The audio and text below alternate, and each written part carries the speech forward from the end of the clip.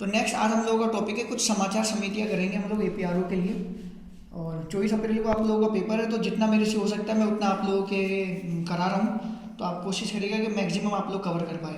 देखो, पहला हमारे समाचार समितियाँ प्रेस ट्रस्ट ऑफ इंडिया, ठीक है ना। और आप थोड़ा ध्यान रखिएगा, बहुत इंपॉर्टेंट है और यहाँ से आपके एपीआरओ में क्वेश्चन आ जाएगा। यह समाचार समिति भारत की ही नहीं बल्कि एशिया की सबसे बड़ी समाचार समिति है, ठीक है ना। पहली बात तो आप ये याद रखिएगा। दूसरी, यह अंग्रेजी में समाचार प्रेषित करने वाली सबसे पहली समाचार समिति है, ठीक है ना। इसने काम शुरू करा था 1949 से। कब से काम शुरू करा था इसने? 1949 से इसने काम करना शुरू कर दिया था। और बाकी आप बात करें तो मैंने मेरे लास्ट वीडियो में आप लोग बता चुका हूँ कि जो पीटीआई है ना, प्रेस ट्रस्ट ऑफ इंडिया, कौन? प्रेस ट्रस्ट ऑफ इंडिया, इसकी 27 अगस्त 1947 में स्थापना हुई थी और उसका मुख्यालय बम्बई में है। तो ये लास्ट वीडियो में है, आप लोग देख लीजिएगा उसमें से। नेक्स्ट है United news of India, Uni. इसकी स्थापना हुई थी 19 दिसंबर 1949 में। नेक्स्ट है हिंदुस्तान समाचार। इसकी स्थापना 1948 में हुई थी प्राइवेट लिमिटेड कंपनी के रूप में। फिर 1957 में सरकारी स्वामित्व में आ गई। अब ये बंद हो चुकी है, अब ये क्या हो गई है? बंद। नेक्स्ट है समाचार भारती। 1967 में पब्लिक लिमिटेड कंपनी के रूप में स्थापित हुई, अब ये बंद हो चुकी है वर्तमान में। अब बात करते हैं यूनिवार्ता। देखो, यूनिवार्ता इंपॉर्टेंट है भाई, यूनिवार्ता को ध्यान से करना, याद रखना इसको अच्छे से। 1982 में यूएनआई ने हिंदी समाचार सेवा यूनिवार्ता का आरंभ किया। किसने?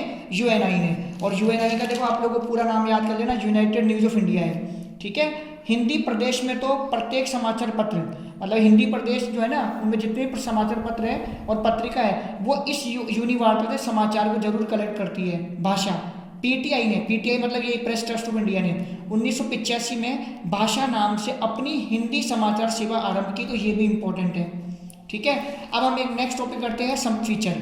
देखो, फीचर बेसिकली तो ये अंग्रेजी भाषा का शब्द है, और लेकिन इसकी उत्पत्ति मानते हैं लैटिन भाषा के फैक्ट्रा शब्द से। किससे मानते हैं? फैक्ट्रा से। अब बात करते हैं फीचर का अर्थ। फीचर का अर्थ स्वरूप भी होता है, आकृति भी होती है, रूपरेखा भी है, लक्षण भी है और व्यक्तित्व भी है। नेक्स्ट बात करते हैं हम टेलीविजन शब्द। टेलीविजन शब्द जो है ना, वो टेली तथा विजन दो शब्दों से मिलकर बना हुआ है। इसमें टेली तो है ग्रीक भाषा का शब्द जिसका मतलब होता है दूरी, और विजन है लैटिन भाषा का शब्द जिसका मतलब होता है देखना। तो इसलिए टेलीविजन का मतलब हो गया कि दूरी से किसी वस्तुओं को दिखाने वाला उपकरण। इस टेलीविजन में 3 एस का प्रयोग होता है, वो है शॉर्ट, सीन और सीक्वेंस। काफी इंपॉर्टेंट है, तीनों एस का प्रयोग टेलीविजन के लिए महत्वपूर्ण माना गया है। नेक्स्ट बात करते हैं हम विज्ञापन की। विज्ञापन बना है वी प्लस ज्ञापन से, ठीक है ना। और विज्ञापन अंग्रेजी के एडवर्टाइजिंग शब्द से मिलकर बना है, और विज्ञापन का अर्थ होता है ज्ञापन कराना या सूचना प्रदान करना। और इस एडवर्टाइजिंग शब्द की उत्पत्ति लैटिन भाषा के एडवर्टर से हुई है, और अंग्रेजी में इसका अर्थ होता है टू टर्न टू। ये जो एडवर्टर शब्द है ना, इसका अंग्रेजी मतलब होता है टू टर्न टू, अर्थात किसी और मोड़ना या आकर्षित करना, ठीक है ना। नेक्स्ट बात करते हैं विज्ञापन के लिए स्टेटमेंट है ये, विज्ञापन मुद्रित विक्रय क्षमता है, ये लश्कर ने बोला। नेक्स्ट इंपॉर्टेंट है, ये इंपॉर्टेंट है, याद रखना भी। नेक्स्ट है लिखित, मुद्रित, मौखिक तथा ग्राफिक विक्रय क्षमता ही विज्ञापन है। ये किसने का? ये स्टेटमेंट किसका है? फ्रैंक प्रेसबी का। अब बात करते हैं अगर प्रिंट माध्यम में विज्ञापन कितने प्रकार के होते हैं? 3 प्रकार के। एक वर्गीकृत, जिसको आप लोग क्लासिफाइड एडवर्टाइजमेंट बोलते हो। आप लोग देखते हो ना पेपर में आता है कि आवश्यकता है स्कूल में टीचर की, शॉप पर मतलब इस तरह के एडवर्टाइजमेंट। देन व्यावसायिक विज्ञापन, कॉमर्शियल एडवर्टाइजमेंट। देन जनहित संबंधित विज्ञापन मतलब public interest related. Public interest related में आ जाता है ना, जैसे आप पानी का जैसे नल आप लोगों ने चालू छोड़ रखा है और वहाँ पे पानी वेस्ट हो रहा है, तो उसके लिए एक इन्फॉर्म देना, मैसेज देना कि इस तरह के काम मत करो। नेक्स्ट अब बात करते हैं हम इंटरनेट पत्रिका, क्योंकि मीडिया भी आप लोगों के आपकी बार सिलेबस में है। देखो, इंटरनेट का जो आरंभ है वो मानते हैं 60 के दशक में, ठीक है ना। और सबसे पहले अमेरिकी सरकार की एक परियोजना थी अर्पानेट। इस अर्पानेट के रूप में इंटरनेट पत्रिका का आरंभ हुआ था। फिर भारत में 1995 में चेन्नई से प्रकाशित होने वाला द हिंदू, ये लाइन याद रखना और ये ईयर भी याद रखना।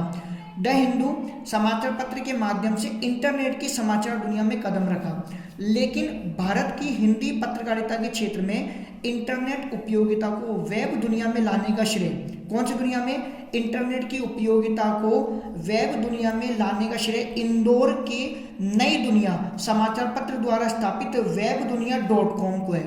इंदौर का नई दुनिया जो समाचार पत्र है उसके द्वारा स्थापित कौन सी .com? webdunia.com। ये इंटरनेट की दुनिया में भारत के न्यूज़पेपर को लेके आए, नई दुनिया।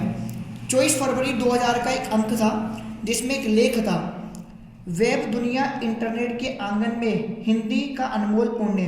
मैं लिखा था कि विश्व के इस पहले हिंदी पोर्टल का विकास webdunia.com इंडिया लिमिटेड ने किया, जो 23 सितंबर 1949 को इंटरनेट पर उपलब्ध हो गया। तो ये याद रखिएगा वो कौन उपलब्ध हुआ था, तो ये स्टेटमेंट याद कर लीजिएगा।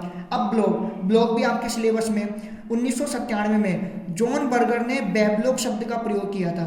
किस शब्द का? वेबलॉग का। इस शब्द का मतलब होता है वेबसाइट। देखो शब्द यहाँ पर है वेबलॉग, हम पढ़ रहे हैं ब्लॉग, तो ये तो था उस समय 1997 में जॉन बर्गर ने वेबलॉग शब्द का प्रयोग करा था। और इस शब्द का मतलब होता है वेबसाइट पर उपलब्ध अनेक ऑनलाइन जर्नल के लॉग से था। और इसको अगर मैं वेबलॉग को तोड़ता हूँ तो संधि विच्छेद करता हूँ तो वेब प्लस लॉग शब्द संक्षिप्त होकर धीरे धीरे शॉर्ट फॉर्म में इसको ब्लॉग बोले जाने लगा।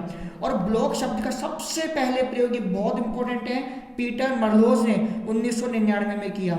ये कुछ हमारे ब्लॉग्स हैं जो आपको याद रखना। ब्लॉगर पायरा द्वारा 1999 में स्थापित। ब्लॉग स्पॉट अगस्त 1999 में गूगल ने निःशुल्क ब्लॉगिंग की सुविधा दी, ये भी एक ब्लॉग है। और एक वर्डप्रेस 2001 में। इसके बाद बात करते हैं हिंदी में पूर्ण रूप से ब्लॉगिंग, ये इंपॉर्टेंट है। हिंदी में पूर्ण रूप से ब्लॉगिंग करने का श्रेय आलोक कुमार को है और 2003 में 9211 के साथ प्रवेश किया। मतलब इन्होंने ब्लॉग लिखा था 9211, किसने? आलोक कुमार ने। और ब्लॉग को चिट्टा शब्द से संबोधित किया, किसने? आलोक कुमार ने। उन्होंने इसको चिट्टा शब्द बोला। और आज ब्लॉग का अर्थ हम क्या लेते हैं? चिट्टा लेते हैं। तो आजकल हम ब्लॉग का मतलब क्या निकालते हैं? चिट्टा। तो आज चिट्टा शब्द वैश्विक शब्दकोश में ब्लॉग का अर्थ बनकर स्थापित हो गया है। होप्स आप लोगों को वीडियो पसंद आया होगा, तो प्लीज़ मेरे चैनल को लाइक करें, मेरे चैनल को सब्सक्राइब करें और मेरे वीडियो को लाइक करें।